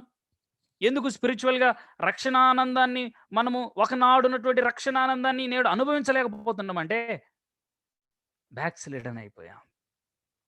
ఆత్మీయ పరుగుకి ఆటంకం ఎందుకు కలిగింది అంటే స్వాతంత్ర్యాన్ని దుర్వినియోగం చేసుకున్నాం. ఏ శరీర నియమము నుంచి ఆయన మనకు స్వాతంత్ర్యాన్ని ఇచ్చాడో, పాపము చేయకుండా ఉండే ఆ ఆత్మను మనకు ఆ ఆత్మ మనలో హృదయంలో ఉండి కార్యం చేయగలడు. అయితే మనము దుర్వినియోగపరచడం ద్వారా, శరీర నియమానికి మరలా మనం ఓటేయటం ద్వారా ఏమైందంటే మనం స్పిరిచువల్గా వీక్ అయిపోయాం. మన పరుగు ఎక్కడో ఆగిపోయింది. ఒకనాడు ఉన్నటువంటి వ్యక్తిగత ప్రార్థనా జీవితం, ఒకనాడు ఉన్నటువంటి వ్యక్తిగత ధ్యానం, ఒకప్పుడు చిన్న తప్పు చేస్తే వెంటబడి క్షమాపణ చెప్పిన గుణం నేడు ఎక్కడో కరువు అయిపోయింది. ఎక్కడో పాతి పెట్టేశాం. ఒక రకంగా చెప్పాలంటే దూరంగా, సుదూరంగా, కాననంత రీతిలో పాతి పెట్టేశాం. ఆలోచించేద్దాం. ఆత్మీయ పరుగుకు ఆటంకం కలుగుతుందంటే ఏంటంటే మన వ్యక్తిగతంగా మనం స్వాతంత్ర్యాన్ని దుర్వినియోగం చేస్తున్నాం. యేసుక్రీస్తు అనుగ్రహించిన ఈ శాశ్వతమైన రక్షణ, ఈ స్వాతంత్ర్యం మనము దుర్వినియోగపరుచుతున్నామనే మాట. తర్వాత ఇంకొక మాట ఏంటంటే, యేసుక్రీస్తు ప్రభు అనుగ్రహించిన ఈ స్వాతంత్ర్యాన్ని దుర్వినియోగం చేయడం ద్వారా ఏం జరుగుతుందంటే 5వ అధ్యాయం 11 నుంచి 12 వచనాలు మనం చదువుతున్నప్పుడు, సున్నతి పొందవలనని నేను ఇంకనూ ప్రకటించుతున్న ఎడల ఇప్పటికి నీ హింసింపబడనేలా ఆ పక్షమున శిలువ విషయమైన అభ్యంతరం తీసివేయబడును కదా. వరంగా చెప్పాలంటే శిలువ విలువేముందండి? శిలువ మోయచ్చు కష్టాలు అనుభవించుటకు అసలు ఏమైనా అర్థం ఉందా? వరంగా చెప్పాలంటే శిలువని నడి బజార్లో నిలబెట్టి వెక్కిరించినట్లే. ఈ మాటలు నేను వివరించలేకపోవచ్చేమో కానీ మన ప్రభు మనతో మాట్లాడుతున్నాడు ఈ రాత్రి. క్రీస్తు శిలువ ప్రకటనలో హింస పొందడానికి వ్యర్థం. ఈ స్వాతంత్ర్యాన్ని నేను క్రైస్తవునని పిలువబడుతున్నాను, డిస్క్రిమినేషన్ ఎదుర్కొంటున్నాను, కానీ శరీర స్వభావానికి అప్పగించుకుంటూ ఉంటున్నాను, లేకపోతే నీ తోటి విశ్వాసులు పొందుతున్న ఈ శ్రమలన్నీ కూడా వ్యర్థమే. ఇదిగో మీరు ఇట్లా ఉన్నారు కదా, స్వాతంత్ర్యాన్ని దుర్వినియోగపరుస్తున్నారు. అట్లయితే నేను క్రీస్తు కోసం శ్రమ పొందుతున్నాను. ఇవన్నీ వ్యర్థమే ఒకవేళ దానికి బానిసలైపోతే అనేది. సో, మనం ఆలోచించేద్దాం. స్వాతంత్ర్యాన్ని దుర్వినియోగపరిస్తే కలిగే దుష్పరిణామాలేంటో మనం ఇక్కడ చూసాం. ఈ విషయాలన్నీ మనం ఆలోచన చేస్తా ఉన్నప్పుడు ఒక్కసారి ఆలోచించేయండి. ఆహ్, యేసుక్రీస్తు వలన అసలు ప్రయోజనం ఏముంది? ఒకనాటి ప్రాక్టీసెస్, ఒకనాటి విషయాలు ఈరోజు కూడా మన జీవితాన్ని రూల్ చేస్తా ఉంటే యేసుక్రీస్తు వలన అసలు ప్రయోజనం ఏంటి? అసలు సిలువకి విలువుందా? అనే విషయాలు ఒకసారి ఆలోచించండి. తర్వాత 5వ అధ్యాయం 13-15 వచనాల్లో మనం ఒక విషయాన్ని చూడబోతున్నాం. స్వేచ్ఛావాదం నుండి వేరైన జీవితం. సో, స్వతంత్రం నా చేతుల్లో ఉంది కాబట్టి లిబరలిజం అనేది ఒకటి రైజ్ అవుతుంది. ఇష్టం వచ్చినట్లు బ్రతకడం. నా ఇష్టం, నేను శరీరానుసారంగా బ్రతుకుతాను, ఆత్మానుసారంగా బ్రతుకుతాను. నా ఇష్టం, స్వేచ్ఛావాదం. ఈ లిబరలిజం నుంచి వేరైన జీవితం ఎలా ఉంటదనే విషయాన్ని మనం ఇక్కడ చూస్తున్నాం. ఏంటంటే సహోదరులను ప్రేమించడం. యేసుక్రీస్తు నన్ను ప్రేమించిన రీతిగా యేసుక్రీస్తుని నేను ప్రేమిస్తాను. అలాగే యేసుక్రీస్తునందున్న సహోదరులను నేను ప్రేమిస్తాననే విషయం. సరే, ఒక చిన్న లాజికల్ పాయింట్ చెప్పి నేను కంక్లూడ్ చేయబోతా ఉన్నాను. ఇక్కడ ఉన్నటువంటి విషయాల్ని ఒకసారి ఆలోచించేయండి. బేసిక్‌గా మనం ఎవరిని ఎక్కువ ప్రేమిస్తుంటామో మన స్వాతంత్ర్యం వాళ్ళ చేతుల్లో ఉంటది. బాగా ఆలోచించేయండి. ఒక యవ్వనస్తురాలు ఒక యవ్వనస్తుని గనక ఎక్కువగా ప్రేమిస్తా ఉంటే ఆమె నిర్ణయాలన్నీ ఎవరు రూల్ చేస్తారు? ఆమెకి పలానా చెయ్యి, పలానా చెయ్యి, పలానా చెయ్యి, మీ తల్లిదండ్రులను ఎదిరించు, నువ్వు అది చెయ్యి, ఇది చెయ్యి అని ఎవరు చెప్తుంటారు? ఆమె ప్రతి విషయం ఎవరికి షేర్ చేస్తా ఉంటది? తానెవరినైతే ఎక్కువగా ప్రేమిస్తున్నదో వారికే తెలియజేస్తది. ఒక రకంగా చెప్పాలంటే మనం ఎవరిని ఎక్కువ ప్రేమిస్తుంటామో వారికి మన స్వాతంత్రాన్ని అప్పగిస్తాం. అయితే ఒక మాట అడగాలనుకుంటున్నాను ప్రభుపక్షంగా. యేసుక్రీస్తుని నీవు నేను ప్రేమిస్తున్నామని రుజువు ఏమిటి అంటే మన స్వతంత్రాన్ని ఆయనకు అప్పగిస్తాం. ఈ స్వతంత్రానికి కారణం ఏంటి? ఆ ప్రభువు శిలువ యాగం. ఇప్పుడు ఏం చేద్దాం ఈ స్వాతంత్ర్యాన్ని? ప్రాపర్‌గా ఎలా యూజ్ చేయాలి? సరిగా నా స్వాతంత్ర్యాన్ని, నా నిర్ణయాధికారాన్ని, నా జీవితంలో జరిగే ప్రతి విషయాన్ని ప్రాపర్‌గా నేను ఎలా రెగ్యులరైజ్ చేయగలనంటే submit it to the cross. Submit it at the cross. శిలువ యొద్ద అప్పగించడం ద్వారా చేయగలం. శిలువ యొద్ద అప్పగించడం ద్వారా మనం చేయగలం. సో, నేను యేసు ప్రభువుని ప్రేమిస్తున్నాను బ్రదర్, నేను యేసు ప్రభువుని ప్రేమిస్తున్నాను సిస్టర్ అని చెప్తుంటే వేర్ ఈజ్ యువర్ ఫ్రీడమ్? నీ స్వాతంత్రం ఎక్కడుంది? నీ స్వాతంత్ర్యాన్ని ఎవరికి అప్పగించావు? క్రీస్తుని నేను ప్రేమిస్తున్నానంటే అర్థం ఏంటంటే ఇట్ ఈస్ డైరెక్ట్‌లీ ప్రపోర్షనల్. అనులోమానుపాతంలో ఉంది ఏంటంటే స్వాతంత్ర్యాన్ని క్రీస్తుకు అప్పగిస్తాం. The more we love our Lord Jesus Christ, the more will submit our freedom to the Lord. ప్రభుకు అప్పగించేస్తాం. మన జీవితంలో ప్రతి నిర్ణయం ప్రభు రూల్ చేస్తాడు. మన జీవితంలో ప్రతి క్షణం ప్రభు పాలిస్తాడు. ఈ అనుభవంలో మనం ఉన్నామా? నీ స్వాతంత్ర్యాన్ని ఎవరు దొంగిలించారో నాకు తెలియదు. గొప్ప గొప్ప ఆత్మీయ నాయకులు ఉన్నారని చెప్పి క్రీస్తు కాకుండా వాళ్ళ చేతుల్లో రిమోటుల్లాగా తయారయ్యే బ్రతుకులు మనకు అవసరం లేదు. నేను అబ్జర్వ్ చేస్తా వచ్చాను చాలాసార్లు. ఆ అన్న చెప్తే నేను చేస్తాను, వాక్యం చెప్పినా నేను పట్టించుకోనంటే నీ ఫ్రీడమ్‌ని ప్రభువు కాక ఎవరికో అప్పగించేశావు. నా లైఫ్‌లో నా వ్యక్తిగతంగా నేను అలాంటి అనుభవాలు గుండా వెళ్ళాను. ఈ రాత్రి ప్రియమైన వారలారా, మీ స్వాతంత్రం ఎక్కడుంది? చాలామంది సంస్థలకు అప్పగించేస్తున్నారు ప్రభు పనిలో ఉన్నవారు తమ స్వాతంత్రాలని. సంస్థలు తమను పరిపాలిస్తున్నాయి. చాలా కుటుంబాలు తమ స్వాతంత్ర్యాన్ని గుర్తించని స్థితిలో ఉన్నాయి. అయితే మనము క్రీస్తును ప్రేమిస్తున్నామని రుజువు ఏంటంటే క్రీస్తుకు మన స్వాతంత్రాన్ని అప్పగిస్తాం. ఈ స్వాతంత్రానికి కారణం ఏంటి? ఆయన శాపగ్రాహి అయ్యాడు ఈ స్వాతంత్రాన్ని నాకు ఇవ్వడానికి, నన్ను ఆత్మ నియమంలోనికి నడిపించడానికి.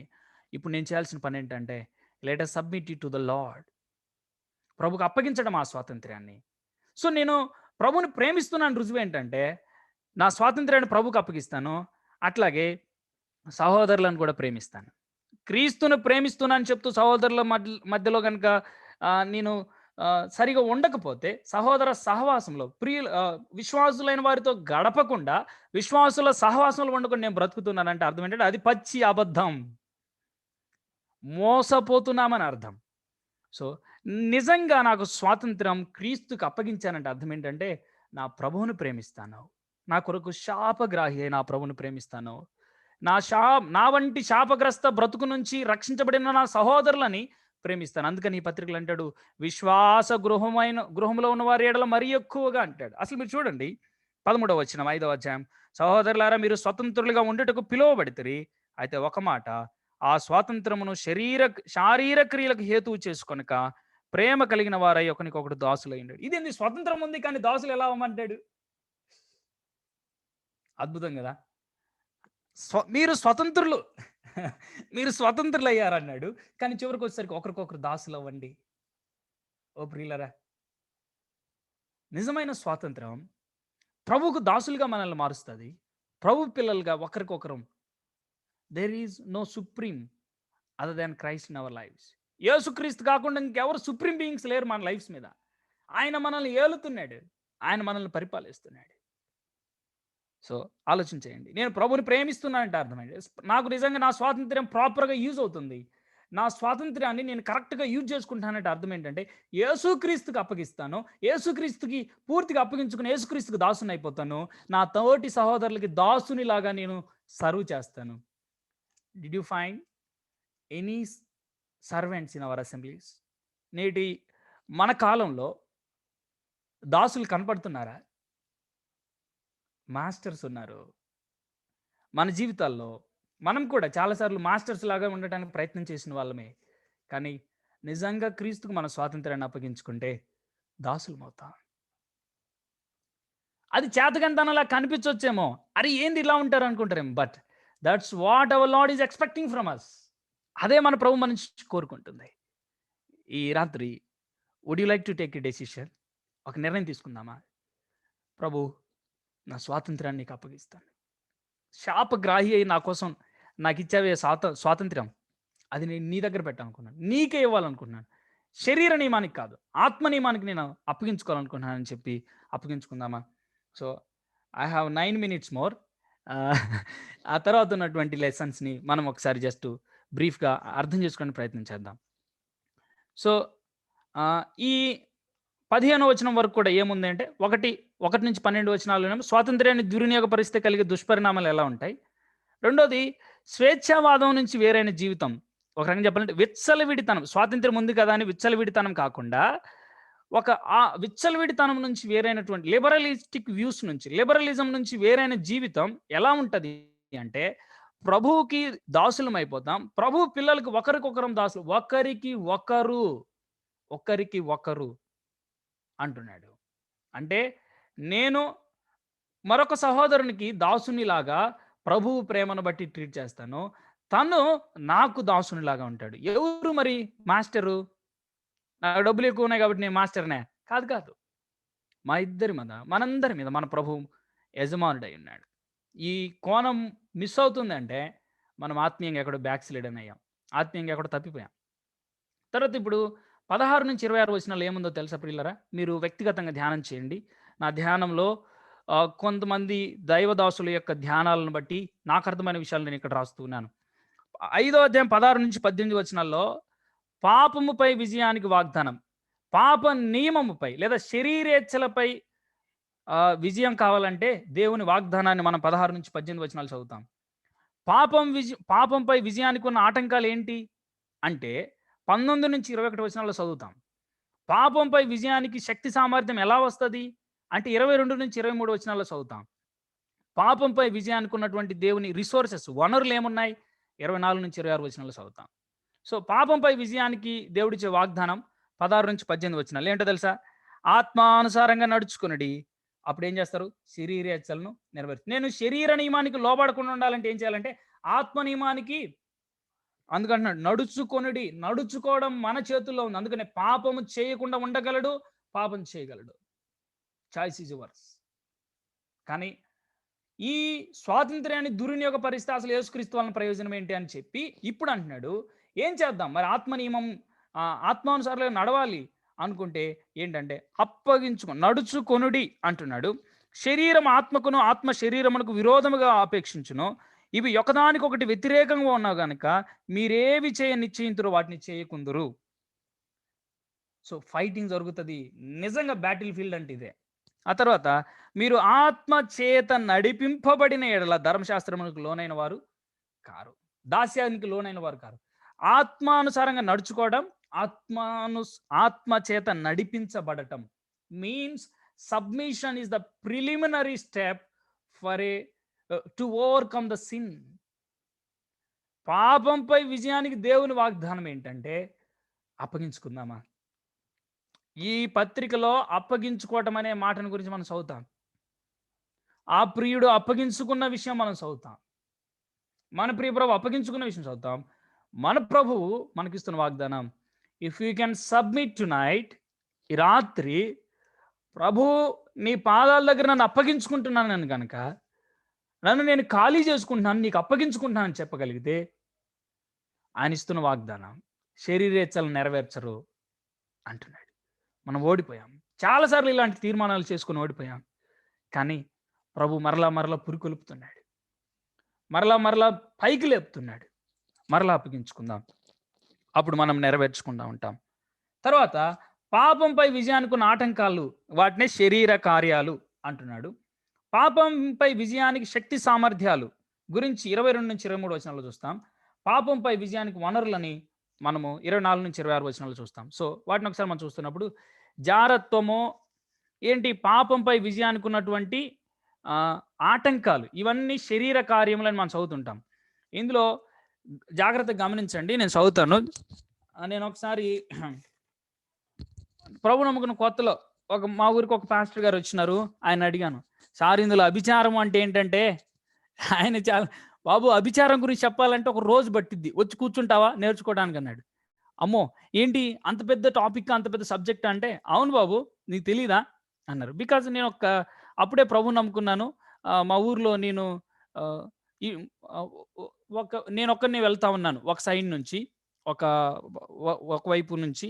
సో నన్ను అందుకని అడిగారు. సో నేను అమ్మో ఇదేదో చాలా డిఫికల్ట్ ఏమో అనుకున్నాను. సో ఇలాంటి క్వశ్చన్ చాలా మందికి ఉన్నాయి. అసలు శరీర కార్యాలు అంటే ఏంటో అర్థం చేసుకో. జారత్వం అంటే ఏంటంటే సెక్సువల్ ఇమోరాలిటీ. ఇది ఇంగ్లీష్లో, ఇది గ్రీకులో పోర్నియా అనే మాట మనం చూస్తాం. లైంగిక సంబంధమైనటువంటి ప్రతి విధమైన, అది పోర్నోగ్రఫీనా, లేకపోతే వివాహానికి ముందు లైంగిక సంబంధాల, వివాహం తదుపరి భార్యాభర్తలు కాకుండా మరి యొక్క పార్ట్నర్స్ కాకుండా మరి యొక్క లైంగిక సంబంధాలు, వీటన్నిటి గురించి ఇది శరీర కార్యం అని చెప్తున్నాడు. ఇంప్యూరిటీ అనే మాట మనం చూస్తున్నాం. మోరల్ అన్క్లీన్నెస్, నైతికమైనటువంటి ఈ యొక్క నైతికంగా చెడిపోవటం, ఆలోచనల్లో చెడిపోవటం. గుర్తుపెట్టుకోండి, ఆలోచనల్లో చెడిపోవటం ఇలాంటివి జరుగుతున్నాయా? ఆలోచనల్లో అంటే ఒక తప్పుడు ఆలోచన వచ్చినప్పుడు దాన్ని ఎంటర్టైన్ చేయడం తప్పు. Temptation is not a sin, but yielding the temptation is a sin. శోధన లేకపోతే పాపపు ఆలోచన రావటం సహజం, కానీ పాపపు ఆలోచనలో లీనమవడం తప్పు. అలా జరుగుతూ ఉందంటే వెంటనే లెట్స్ క్రూసిఫై ఇట్, దాన్ని సిలువ వేయటం ప్రారంభించాలి. దానిని సిలువ వేయటం ప్రారంభించకపోతే కడకు అదే పాపములో పడి కొట్టుమిట్టాడతాం. తర్వాత కాముకత్వాన్ని గురించి మనం చూస్తున్నాం. సెన్సువాలిటీ అనే మాట, ఈ మాటకి ఏంటంటే గ్రీక్లో అసెల్గేయ అనే మాట ఉంది. సిగ్గులేనితనం అని ఉంది. బాహటంగా జరిగించే అపవిత్ర కార్యాలు. ఈరోజు మనం చూస్తున్నప్పుడు సమాజంలో బాహటంగా సిగ్గును విడిచి ఎలా అంటే అలా ప్రవర్తించడం మనం చూస్తూ ఉన్నాం. సో ఇలాంటి కార్యాలు ఆ రోజుల్లో, ఆ గల్తీలో ఎక్కువ మంది అన్యజనులు ఉన్నారు, యూదులు కూడా ఉన్నారు. వారి మధ్యలో జరుగుతున్న ఈ విషయాల గురించి మనం చూస్తున్నాం. విగ్రహ ఆరాధన గురించి చూస్తున్నాం. మనకందరికి బాగా తెలుసు. అభిచారం అంటే ఏంటంటే విచ్ క్రాఫ్ట్. ఫార్మాకేయా అనే మాట అంటే వ్యక్తుల్ని ట్రాన్స్లోకి తీసుకెళ్ళి వారి చేత, ఇప్పుడు అంటుంటారే చాలా మంది, ట్రాన్స్లోకి తీసుకెళ్ళి వాళ్ళ చేత ఏవంటే అవి చేపించడం, ఎలా అంటే అలా చేపించడం, చాలా దారుణంగా తయారు చేపిస్తుంటారు కదా, వాటి గురించి మాట్లాడుతున్నాడు.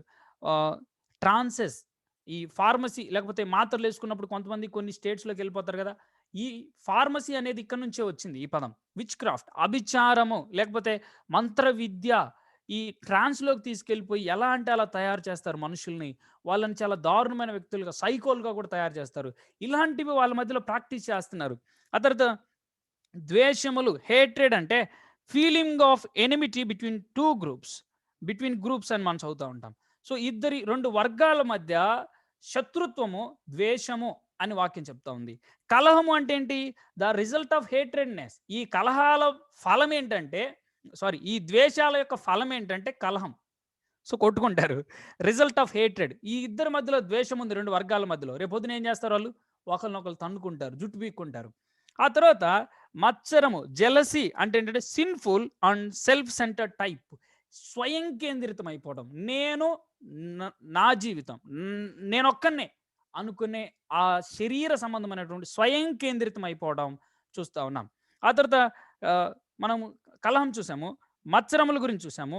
క్రోధములు ఏంటంటే ఈ మత్సరము గనక ఫైనల్ స్టేజ్‌కి వచ్చిందనుకోండి, దాన్ని క్రోధము అంటారు. Final eruption of smouldering jealousy.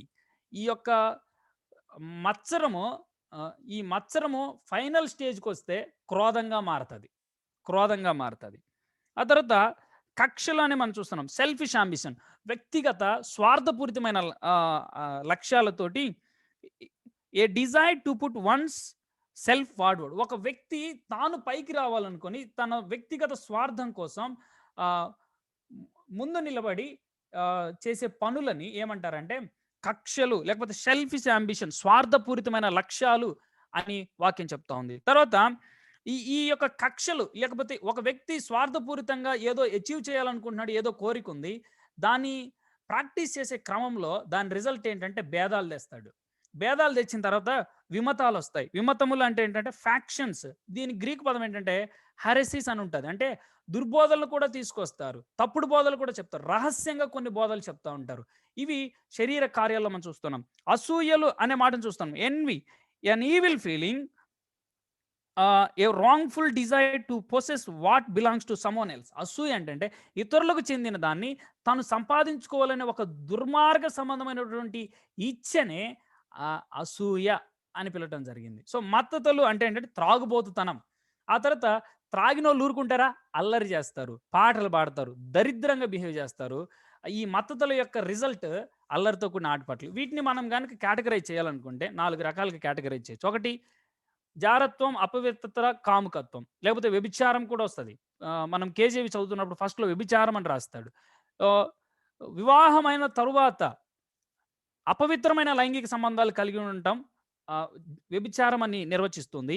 వివాహం కాకముందే లైంగిక సంబంధమైన పాపాల్లో ఇరుక్కుపోవడం, అది త్రూ వీడియోసా, త్రూ వర్డ్సా, త్రూ నావెల్సా, ఏదైనా సరే దాని జారత్వం, పోర్నియా అని వాక్యం చెప్తోంది. సో లైంగికమైన పాపాల లిస్ట్‌ని మనం చూస్తా ఉన్నాం. ఆ తర్వాత విగ్రహారాధన, అభిచారము లేదా మంత్ర విద్యని మత సంబంధమైన పాపాలు అని చూస్తున్నాం. ద్వేషముల నుంచి అసూయలు ఇవన్నీ ఏంటో తెలుసా? ఇవన్నీ సొసైటల్ సిన్స్, సమాజ హితానికి చేటు చేస్తాయి. ద్వేషము, కలహం, మత్సరం, క్రోధం, కక్షలు, భేదాలు, విమతలు, అసూయలు సమాజ హితానికి చేటు చేస్తాయి. కాబట్టి one person may damage the society. ఒక వ్యక్తి చాలు ఒక సమాజం పాడైపోవడానికి. సో ఒక విశ్వాసి ఎప్పుడైతే శరీర స్వభావానికి అప్పగించుకుంటాడో దారుణంగా సమాజాన్నే కాదు, దేవుని సమాజాన్నే కాదు, మామూలుగా ఉన్నటువంటి పౌర సమాజాన్ని కూడా పాడు చేయగలిగినంత దారుణంగా సాతాను వాడుకోగలడు. ఓ ప్రియులారా జాగ్రత్త పడదాం. ఆ తర్వాత మనం చూస్తున్నప్పుడు మద్య సంబంధమైన పాపాలు, మత్తతులు, డ్రంకన్నెస్, త్రాగుబోతుతనం, త్రాగిన వాడు చేసే దాని రిజల్ట్ ఏంటంటే, దాని ఫలితం ఏంటంటే అల్లరితో కూడిన ఆటపాటలు అని మనం చదువుతా ఉన్నాం. సో ఇంకా మొదలైనవంటే ఇంకా చాలా ఉన్నాయి వాళ్ళ మధ్యలో. ఇవి విశ్వాసికి జయ జీవితానికి, విశ్వాసి ఆత్మ నియమాన్ని పాటించడానికి అవరోధాలుగా కనపడుతున్నాయి. అయితే ఆత్మ ఫలాన్ని గురించి మనం చూసి అన్న నేనొక 3-5 మినిట్స్ సెక్షన్ చేయొచ్చా అన్న? ఓకే బ్రదర్, ప్రొసీడ్ అన్న. థ్యాంక్ యూ అన్న.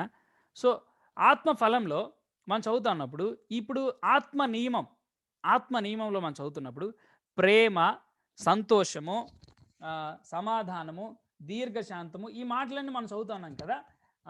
ప్రేమ అంటే ఏంటంటే సెల్ఫ్ సాక్రిఫైజింగ్, స్వయాన్ని త్యజించేది, స్వయాన్ని లేకపోతే స్వలాభాన్ని త్యజించేది.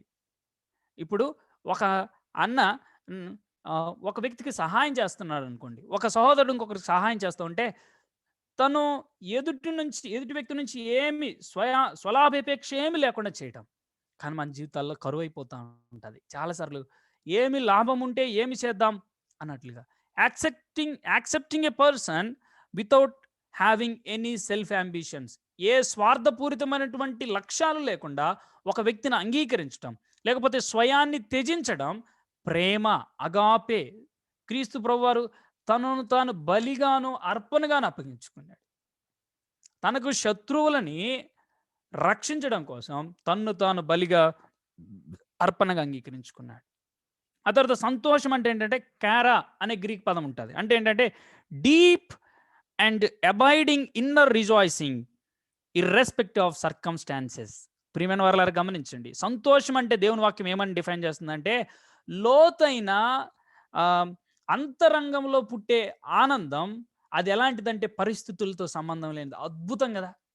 Irrespective of circumstance. అది చరణ, అది శిరచ్ఛేదనమా, అది మరొకట రాళ్ళ దెబ్బల, అయితే సంతోషం చెరగదు. స్టెఫను పొందిన సంతోషం. ప్రియమైన వారలారా గమనించండి, నాబోతు దగ్గర మనం చూస్తూ ఉన్నప్పుడు ఈ రాళ్ళ దెబ్బలు పడుతున్నాయి.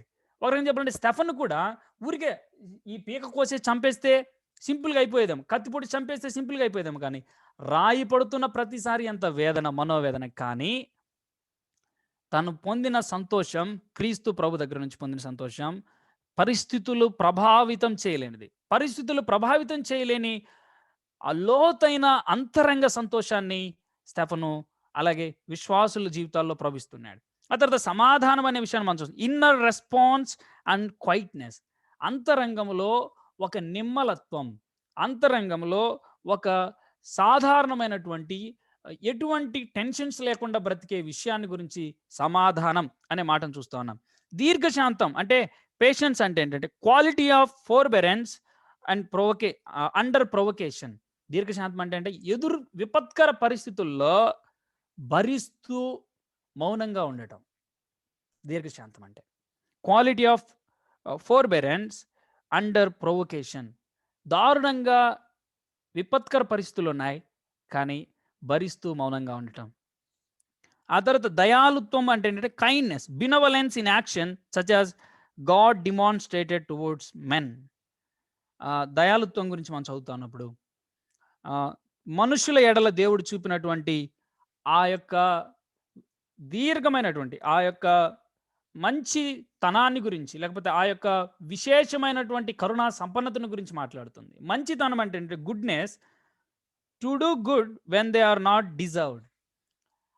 మంచి మన నుంచి మంచి పొందటానికి వ్యక్తిని ఆ వ్యక్తి అర్హుడు కాడు, కానీ తన ఎడల మంచితనాన్ని జరిగించడాన్ని, తనకు మేలు చేయడాన్ని మంచితనం అని దేవుని వాక్యం సంబోధిస్తుంది. మనం తెలుగులో చదువుతున్నప్పుడు విశ్వాసము అనుంది, కానీ గ్రీకులో మనం చదివితే పిస్తిస్ అనే మాటని మనం చదువుతాం. విశ్వాస్యత, దేవునికి నమ్మకత్వంగా బ్రతకడం కూడా ఆత్మఫలంలో ఒకటి అని గుర్తుపెట్టుకోండి. దేవునికి నమ్మకత్వంగా బ్రతకడం, ఈ స్వాతంత్రం ఇచ్చిన ప్రభువుకి అప్పగించుకొని జీవించడం ఎంత ఇంపార్టెంట్.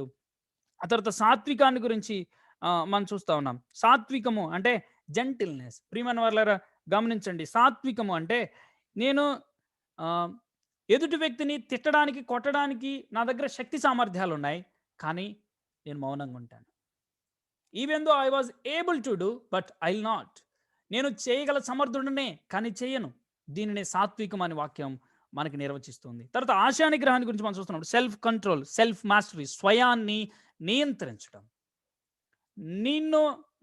మనల్ని మనం నియంత్రించేటువంటి విషయాన్ని గుర్తుపెట్టుకోండి. నేను రక్షించబడ్డాను బ్రదర్ అంటే ఒక చిన్న టాస్క్ చెప్పాలనుకుంటున్నాను నేను. ఈ ఆత్మ ఫలం ఎవరైతే రక్షించబడ్డారో, ఆత్మ నియమంలో ఉన్నారో, వాళ్ళల్లో కనీసం ఇందులో ఒక్కటన్నా నాలో లేదు బ్రదర్, అట్లీస్ట్ ఒక్కటి కూడా నాలో లేదు అంటే ప్లీజ్ చెక్ యువర్ సాల్వేషన్. నీ రక్షణను ఒకసారి తొంగి చూసుకో, నీ రక్షణను ఒకసారి చెక్ చేసుకో. ఎందుకంటే రక్షించబడిన వ్యక్తిలో ఇందులో కనీసం ఒక్కటన్నా ఉంటుంది.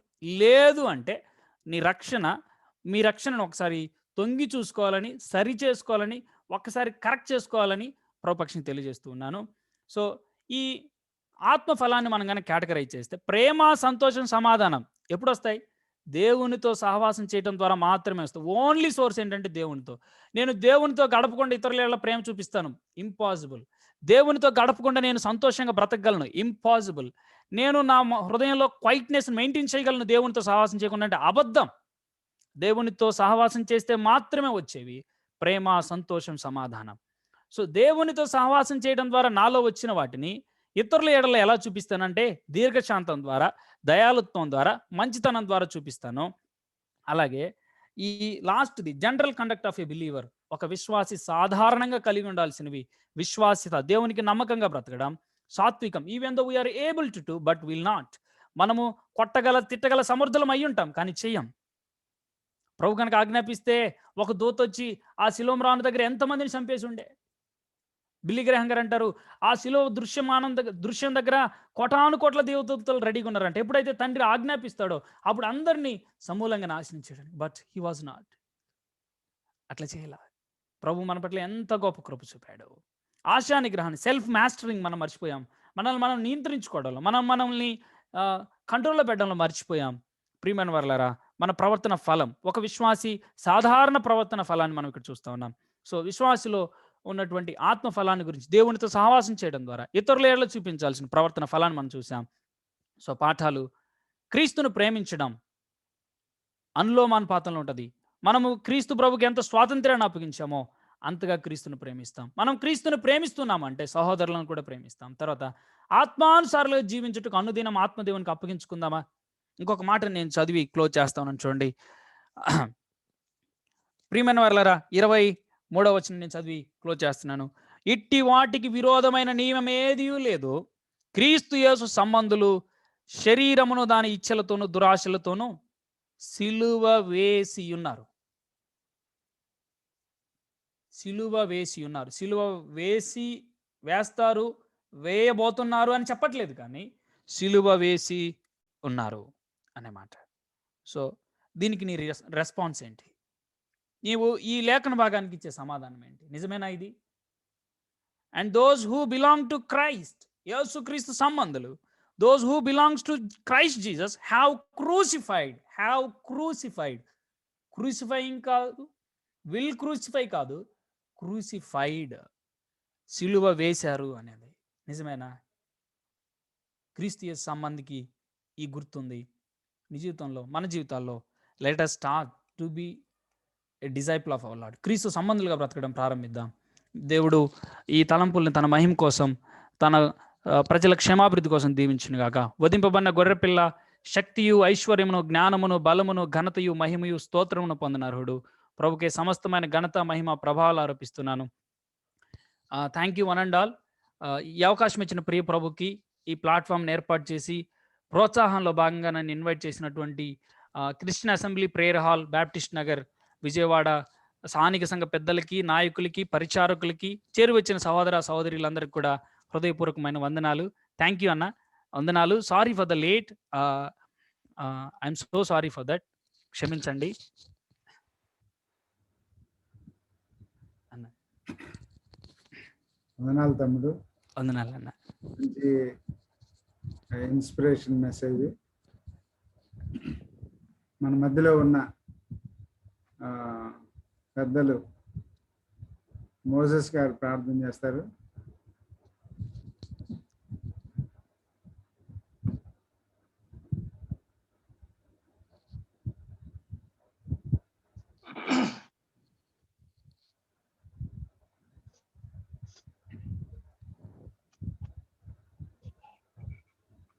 ప్రార్థన చేసుకుందాం. అందరూ దయచేసి తలలు వంచినట్లయితే. మమ్మల్ని అతిమిక్కిలిగా ప్రేమిస్తున్న మా ప్రియ పరలోక తండ్రి, ఈ సమయంలో మీ కుమారుని మీరు బహుగా బలపరిచి ఇచ్చినటువంటి శ్రేష్టమైన సందేశాన్ని బట్టి మీకు స్తోత్రాలు చెల్లిస్తున్నాం. తను చదివినటువంటి ఈ లోక సంబంధించినటువంటి విద్యను ఉపయోగించి మీ గ్రంథాన్ని చదివేదానికి, మీ గ్రంథాన్ని ధ్యానం చేయడానికి, ఆత్మీయంగా మీ గురించి తెలుసుకోవడానికి, విశ్వాస జీవితంలో ఉన్నటువంటి పరిస్థితులన్నింటినీ అపోస్తలుడైన పౌలు గారు రాసినటువంటి వాటిని క్షుణ్ణంగా అర్థం చేసుకోవడానికి, ఆయనకి ఇచ్చినటువంటి భాషలను ఉపయోగించి ఆయనను మీరు పిలిచినటువంటి పిలుపుకు ఏ మాత్రం శక్తి వంచన లేకుండా కష్టపడడానికి, ఇతరులను తనకంటే పెద్దవారుగా ఉన్నటువంటి వారిని ఎవరిని కూడా లక్ష్యం చేయకుండా తన ఎదురుగా ఉన్నటువంటి సర్వాధికారి అయినటువంటి శాసనాన్ని రచించి ఇచ్చినటువంటి మీ ఎదుట ఉన్నాననేటువంటి ఆ సంపూర్ణమైన అవగాహనతోటి,